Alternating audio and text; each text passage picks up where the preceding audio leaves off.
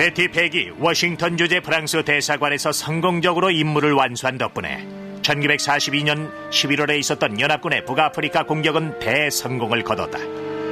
미국은 이 전투를 통해 유럽 전선에 본격적으로 뛰어들었다.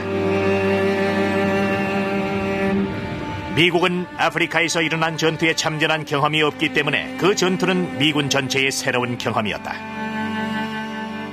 저지 아브람은 어린 시절 소꿉친구였던 케이티와 결혼한 지 몇 달 만에 아프리카로 가게 됐다.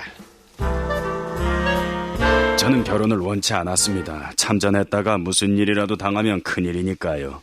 하지만 케이티는 제게 아무 일도 없을 테니 걱정하지 말고 결혼하자고 했습니다. 아브라함은 특별 편성부대인 미 육군 5889 특수부대 소속이었다.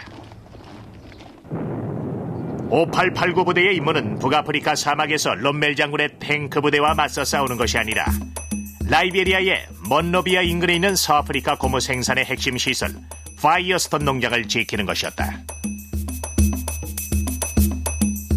100만 에이커의 고무 농장이었는데 연합군에는 고무가 꼭 필요했습니다.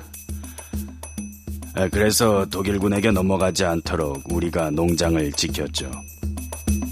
5889 부대는 여러 인종이 통합된 당시까지만 해도 매우 드문 부대였는데 72명의 백인 장교와 사병 및 2000명의 흑인 사병으로 구성되어 있었다. 하지만 이들 모두에게 서아프리카는 낯설고 위험한 곳이었다.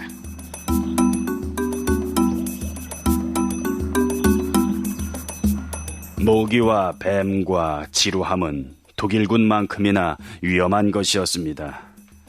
또 말라리아도 무서운 병이었죠. 말라리아에 걸리면 끝장이었습니다. 벌레나 파충류를 제외하고도 부대원들의 건강을 위협하는 요소는 많이 있었다. 우리 부대원들은 원주민 여자들과 성관계를 갖기도 했습니다. 여자들이 밤에 우리 텐트로 왔지만 우리가 그들의 집으로 가는 경우도 가끔 있었는데 그 과정에서 말라리아에 걸리는 경우가 많았어요.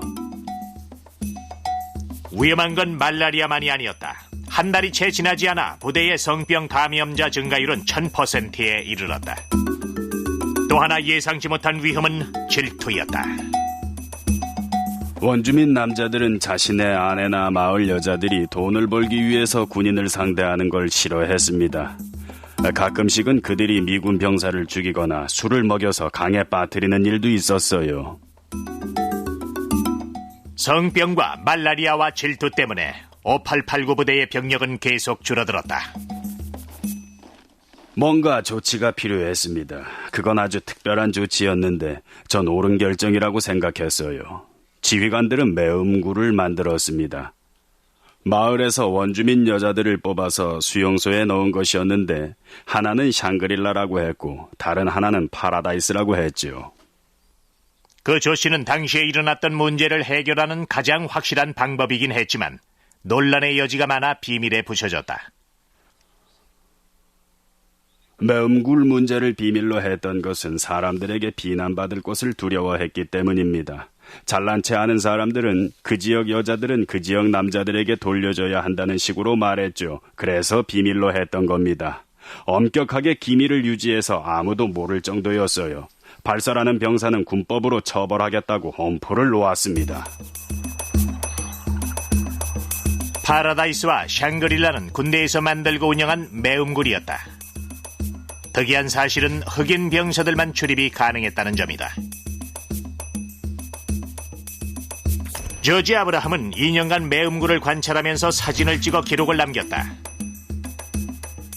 2000년엔 샹그릴라의 여인들이란 책을 출판하면서 비밀로 묻혀있던 얘기를 공개했다. 아브라함은 매음굴에는 방 하나짜리 대나무 오두막들이 늘어서 있을 뿐이어서 초라한 수용소나 다름이 없었다고 묘사했다. 해가 지면 흑인 병사들은 매음굴에 들어갈 수 있었습니다. 저녁 6시에서 10시까지 출입할 수 있었고 10시가 되면 헌병들이 호루라기를 불면서 병사들을 몰아냈습니다. 매음굴은 군이 운영하는 만큼 의료부대에 의해 엄격하게 관리되고 있었다. 위생에 신경을 많이 썼죠. 매음굴 주위에는 곳곳에 DDT를 뿌려서 모기가 많이 줄었습니다. 일요일 아침에는 군의관들이 와서 여자들을 검사했어요. 검사 결과 성병에 걸린 것으로 판단되면은 아이들 와일드라는 장소에 보내서 최상의 진료를 했습니다. 이용요금은 다양했는데 초창기에는 25센트를 받다가 나중에는 20달러까지 오르기도 했다.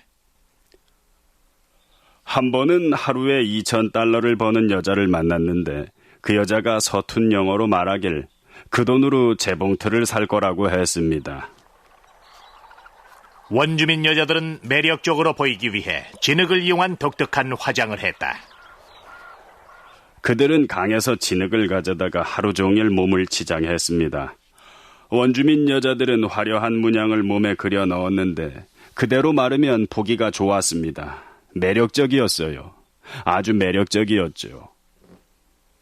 그들이 매력적이긴 했지만 아브라함은 지조를 지켰다. 당연한 말이지만 저한테는 케이트가 있었기 때문에 참고 기다릴 수 있었습니다. 하지만 샹그릴라와 파라다이스는 군대를 위해 만들어진 것이었다. 매음굴을 만든 건 적절한 조치였다고 생각해요. 결과도 성공적이었고요. 덕분에 질병도 줄어들었고 성병 환자도 많이 줄었습니다. 완전히 없애진 못했지만 그건 어차피 불가능했죠. 정부에서 2차 대전 문서는 모두 관리 대상으로 지정했기 때문에 샹그릴라와 파라다이스의 존재는 80년대까지도 1급 비밀이었다. 그러나 조지 아브라함의 책이 나오면서 그 얘기는 세상에 알려졌다. 그것은 역사입니다. 군대에서 그런 상황을 어떻게 헤쳐나갔는지 사람들도 알 권리가 있다고 생각합니다. 분명 군 측에서 잘못한 일이죠.